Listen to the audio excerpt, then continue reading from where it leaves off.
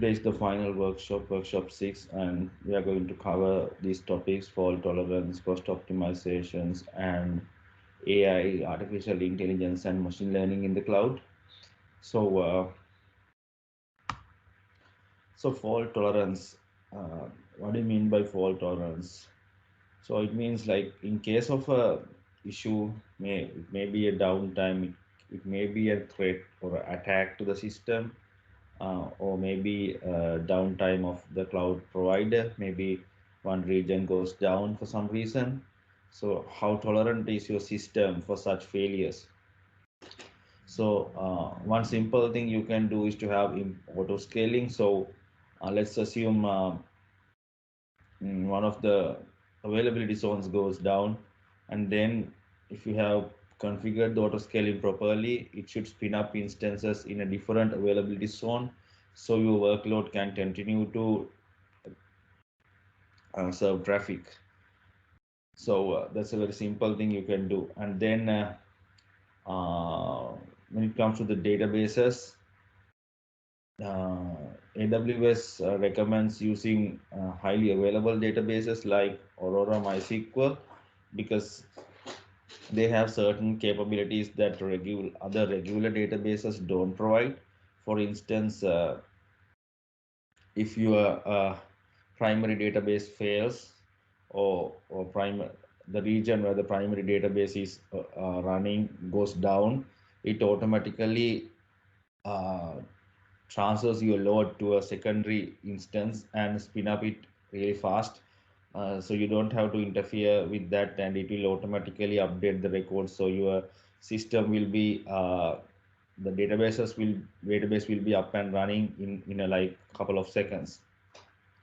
So but if you use like other databases that are not Aurora, you'll have to do some of these things manually, so that will take extra time, and when humans are involved, the errors could occur.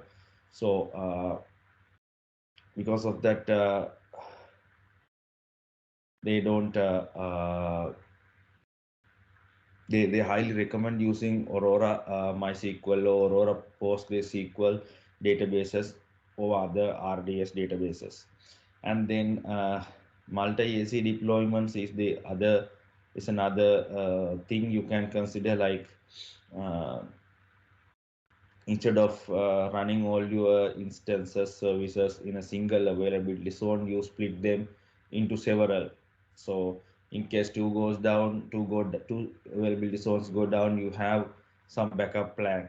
Similarly, you can have multi-region deployments too. They are a little expensive when you replicate an infrastructure in one region to another, but you can have I'm sorry, there's a typo here. It has to be hot versus cold systems. Let me fix that. So what do you mean by that is sometimes you run your regular production workload in one region, and then you have a mini version of your system in a different region. It's not as like large like as your actual production system, but a minor version of it. For instance, in your actual production system, you may be running 10 EC2 instances, but in your uh, replicate system, you will be running just one instance. So what the purpose of that is, you just keep running it in the bare minimum. So if in case something happens to the actual production system, and if you want to migrate your workload to the new system, you can easily do that. You just have to upscale your instances, and the infrastructure is ready to take the load. So hot system, so this is mostly like a um, hot system uh, with a minor configuration. But sometimes based on the criticality of your system, you might run another similar actual production workload in a different region. So that is that is the perfect hot deployment or hot system for your actual workload. Sometimes you may run like have a cold system where you in a secondary region you just have the scripts and everything to ready scripts and everything ready to spin up the new infrastructure, but you don't run anything, so you don't incur that much expense in the secondary region. But in case the production workload fails, you have the capability to migrate the infrastructure to the cold system and scale up. But that will take extra time because your infrastructure is not running anything. You'll have to spin up the instance and take the workload, but still it is a cheaper option. So likewise, there are several ways you can run a secondary system, like hot system, cold system, pilot system, likewise. So it's a good thing to have in mind when you consider fault tolerance. And then regular database snapshots is another thing where you can save time when you encounter an issue. So if you have if you take database snapshots regularly, like maybe based on the criticality of your system, maybe daily, maybe every few hours. So if something happens to your database, like let's assume you took a snapshot last hour and your system database fails, and then you will lose the transactions only in the last hour. uh, let's assume if you took your snapshot yesterday, so there is a possibility you would lose transaction data for like 24 hours. So likewise, based on the criticality of your system, you can automate the frequency of your snapshots. So in that way, you lose less amount of data, and it makes things easy to recover from where your system failed. So those are the things I wanted to cover under the fault tolerance. Feel free to ask any questions if you have along the way. So another important thing we have to consider when we move to cloud is cost optimizations, because sometimes because there is no initial expenditure, initial capital expense, like to move to cloud, we just tend to incur expenses unnecessarily. So for instance, let's assume we have like 2 or 3 non-production environments. Now we have, what I mean by non-production is it's not customer facing. It's just for the developers, testers, call it QA engineers, only for those internal people to test the system, to improve the system, to fix bugs. We have a separate environment. So sometimes this dev environment, let's assume you have dev, test, and QA environments. So sometimes you create the dev environment and then you let that run without shutting those instances off, or without running the database off, without removing the load balancer. So what happens is, along the time they incur some cost, they have some hourly expenses, and sometimes during the data transfer they incur expenses. Sometimes you create a S3 bucket and you just get some cost involved with that too. So likewise, you unknowingly incur unnecessary cost with non-production environments. And if you have so many environments, now in some of the products that my team support, we have around 10 non-production environments. So each environment is used by a different set of people and they have to be running. But still we can think of ways how we can save the costs with regard to non-production environments, and that should be one of the priorities, because with my own experience, I have realized that if we shut down these non-production environments, you can bring down your cloud infrastructure bill by maybe 30 to 60% if you do that effectively. So it's a lot of saving, and you can invest that saving on experimenting new services, or sometimes you are bottlenecking on things like load balancers, maybe net gateways, because those services are a little expensive. People tend to compromise on them. Like sometimes the good practice is to have load balance, different load balance for different product. But sometimes because of their costs, certain people used to share a single load balancer with multiple products. So what happens is, if something goes wrong with the load balancer, all those products fail. But if you differentiate the product, if you differentiate load balancers with different products, then you reduce what we call as blast radius. So if something goes wrong, the blast radius is less. Only one, if one load balancer goes down, only one product will be down, or one project will be down. Uh, so if you can save some uh, money on this unnecessary work, unnecessary environments and all, you can invest that money on something useful like load balancers or even a net gateway, likewise. So that is how you can cost optimize and use the saving effectively. And then when you do that, you better start with very expensive services, because the more you shut them down, the more you can save from expensive services. For instance, services like RDS, they are incurring a lot of cost hourly. So the if you want to start saving, I would suggest starting with RDS, because if you shut them down for a week, you are saving a considerable cost. uh, and then again, uh, you have to you can't shut them down for entire week. Sometimes it may be for a couple of hours a day, but that you have to negotiate with the development teams. uh, for instance, I want to draw your attention to these charts, two graphs that I have. So it's an illustration of how people working in two different time zones uh, use the use the system. Now, uh, the one on the left, it's a diagram where developers are working only in a single time zone, like the US Eastern.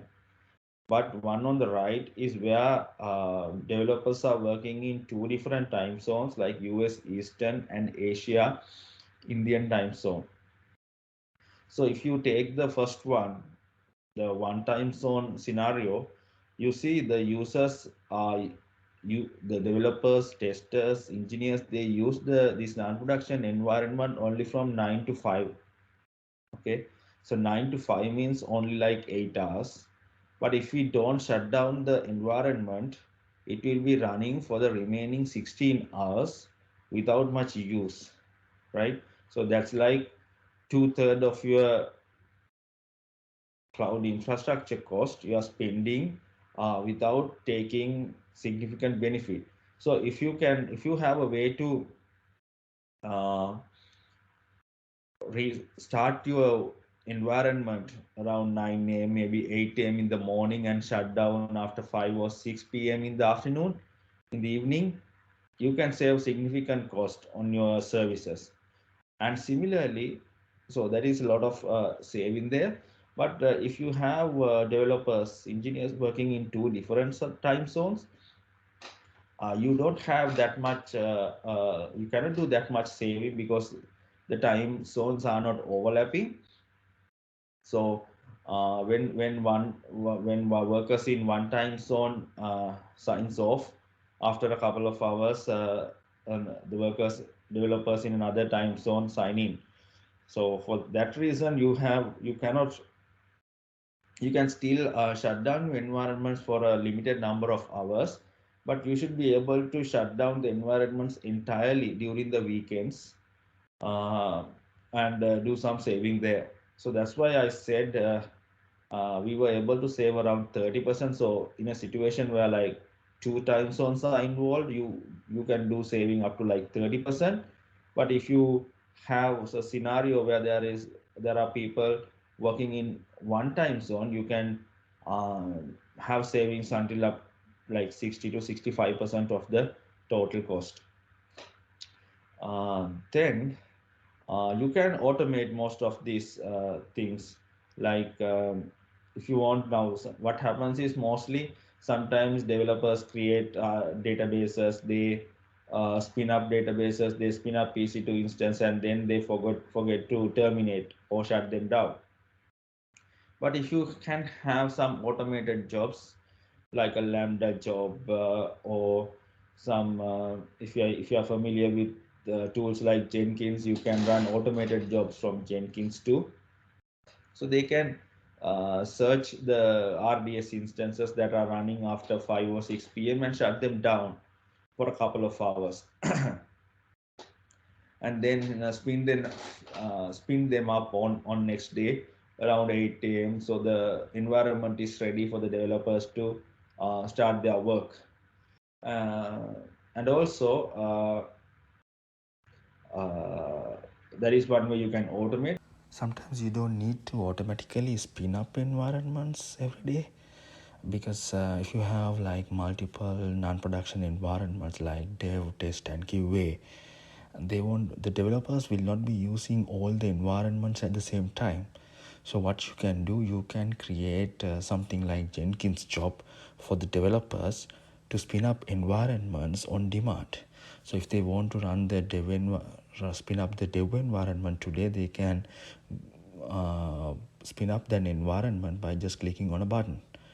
And then our Jenkins job will automatically shut the environment down. So that way you don't need to spin up all the environments every day at 8 or 9 a.m., which would be a waste of resources. But you can allow the developers to choose what environment they want to work on, and then use the Jenkins automated jobs to shut that environment down automatically. Then another area where you can save costs is the storage. So we didn't cover that much in our S3 presentation, but S3 has this feature called lifecycle. So you can transition objects between S3 tiers. Like if you have frequently used objects, then you can save them in the standard S3 tier.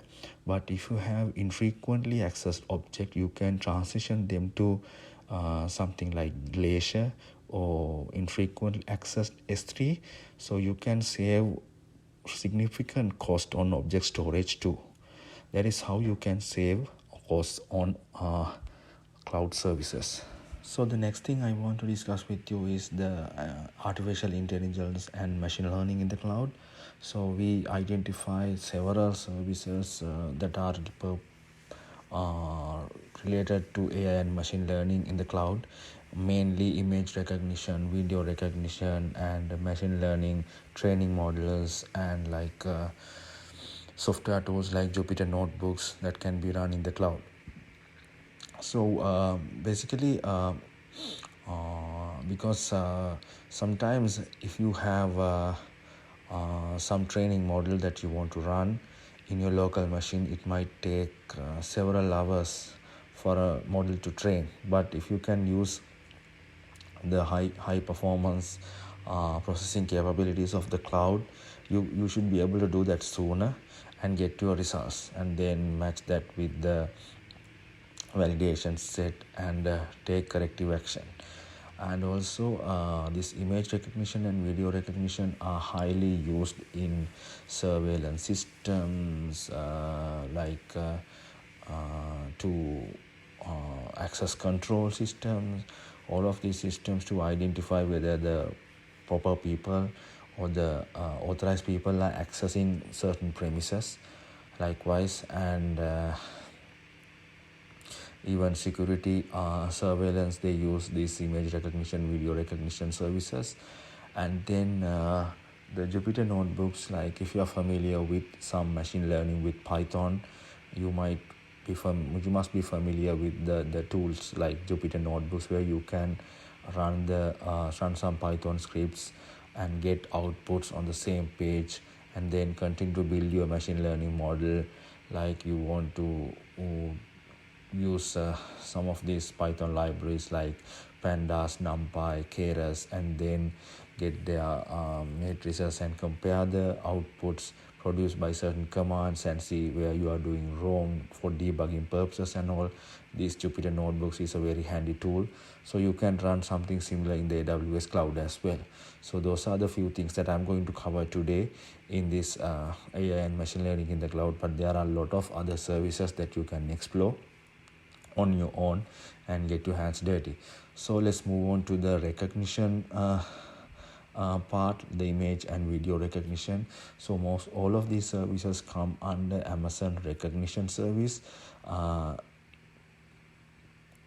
as you can see in this recognition console. So there are so many things that you can do here in this recognition service, like image recognition.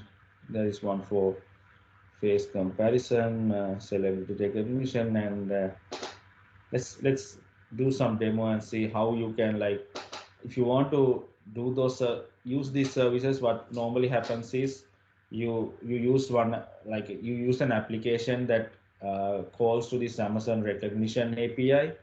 So you, along with the request, you send the photo, like for image recognition you send a photo along with some key, like access key, so that your request is allowed, authorized by Amazon, and then they do the processing of the image and then send you the response.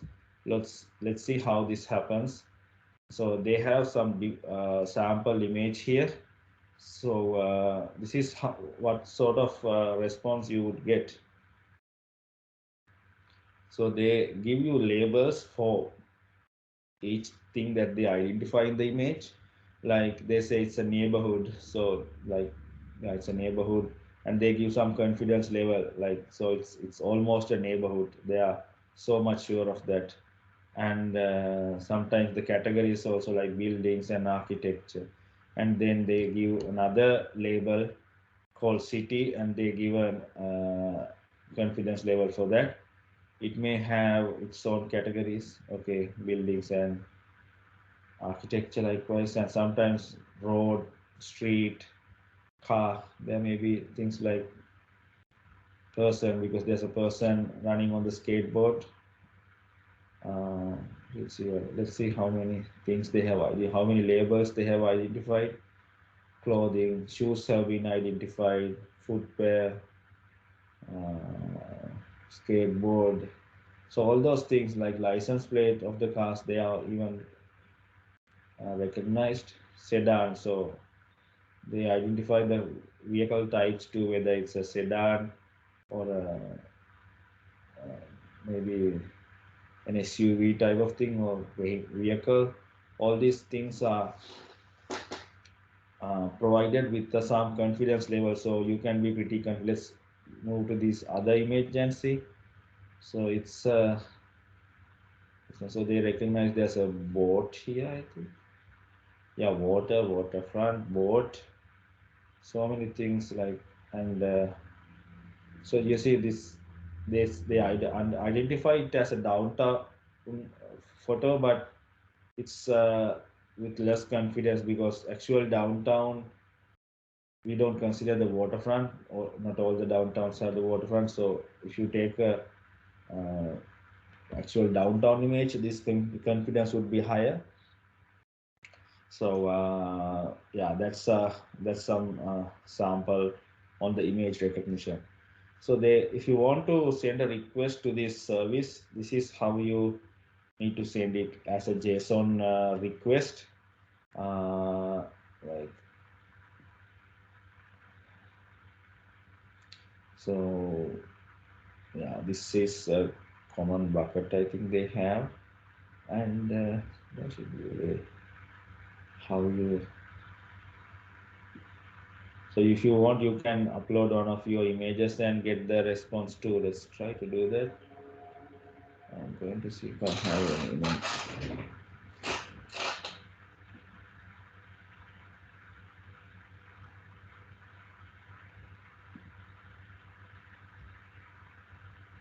I'm going to try this one. So yeah, It's pretty accurate, right? It says flowers, flower bouquet, plant,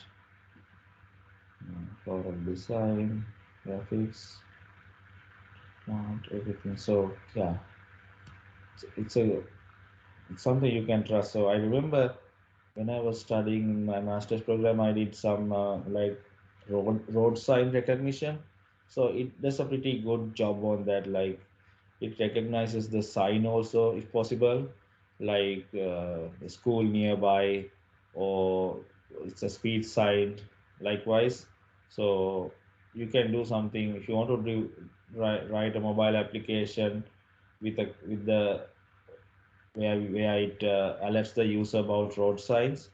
It's something you can consider here, like you use the phone's camera and read the inputs and send them to this API, and try to get their response back to the user. And sometimes there is this they have what you call the uh, not transcribe, there's a speech text to speech service also in AWS. So you can, the response that you get, maybe it's a school nearby, you can read that out to the user or the driver, so he's alerted there's a school nearby and he has to reduce the speed. Likewise, there are so many things that you can do with these machine learning services. This let me see, going to search that text to speech. Yes, Poly. I think it's some called Poly. Poly, yeah. Poly is the service name.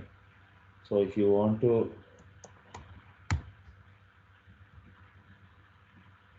use this service,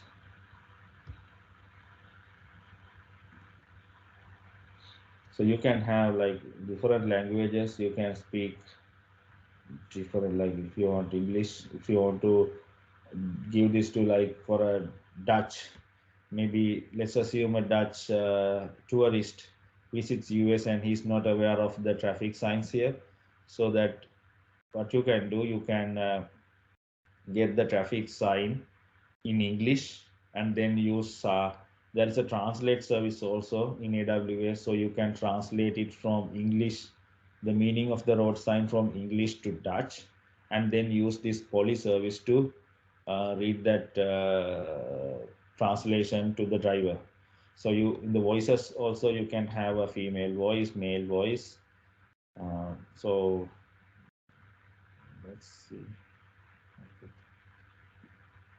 Hi, my name is Joanna. I will read any text you type here. Yeah.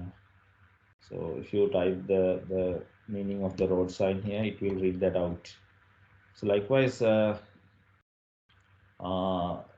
those are the AI and machine learning things that you can do in the cloud.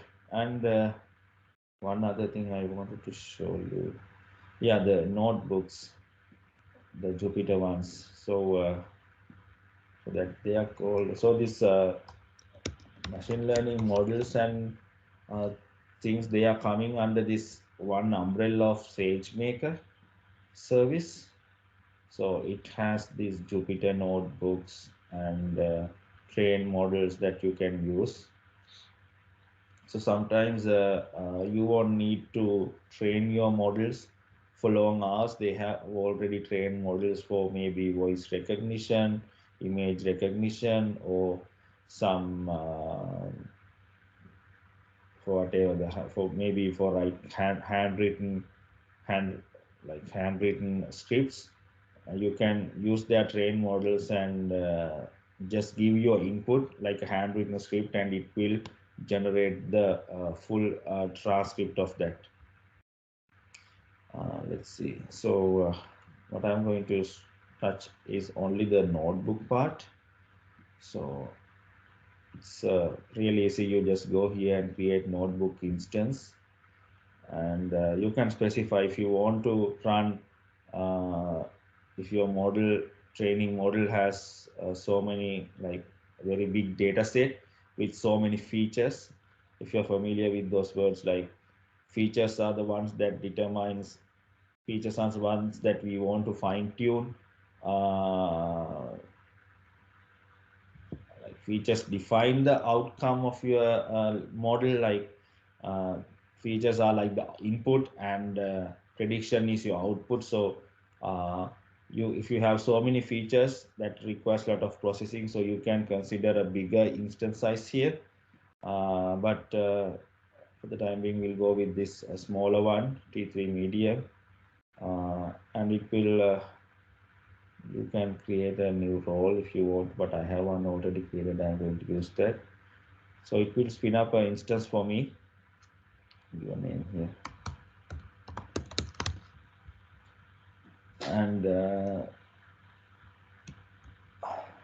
And when it comes up, you can just go and have your instance up, like Jupyter Notebook up. So I have one already I created. I'm going to go to open Jupyter and then run my Python scripts here. Let's see.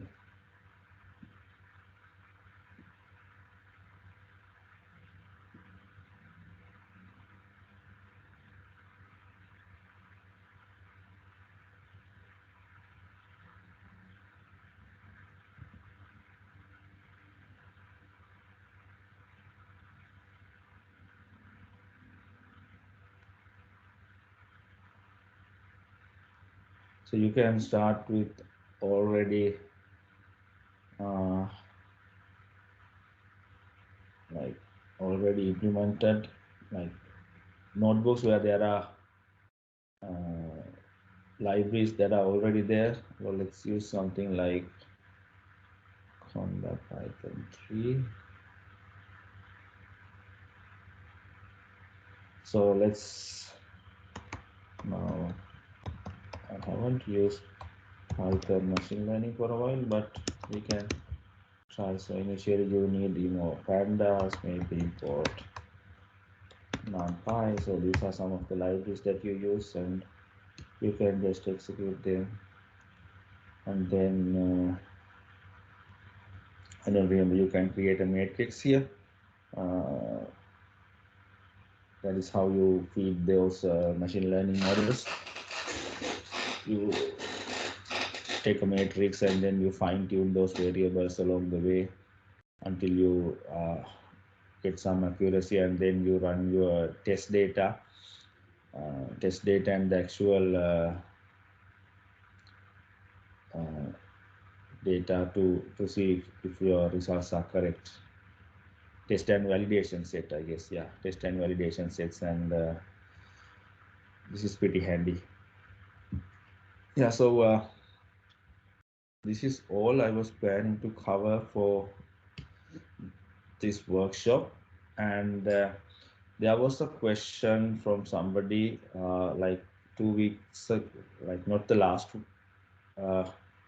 last workshop, but the one before, about whether we are going to cover the microservices auto scaling. But I think there is too much to cover in a workshop. That is why I didn't want to work on that. But if I get the chance, because that's something that people want to learn, I will, if possible, I will create a video on that and share that with you, so you can follow along and get the microservices exposure as well. But then again, you will need to be little familiar with tools like Docker and Docker Hub, uh, container repos, container images, and everything.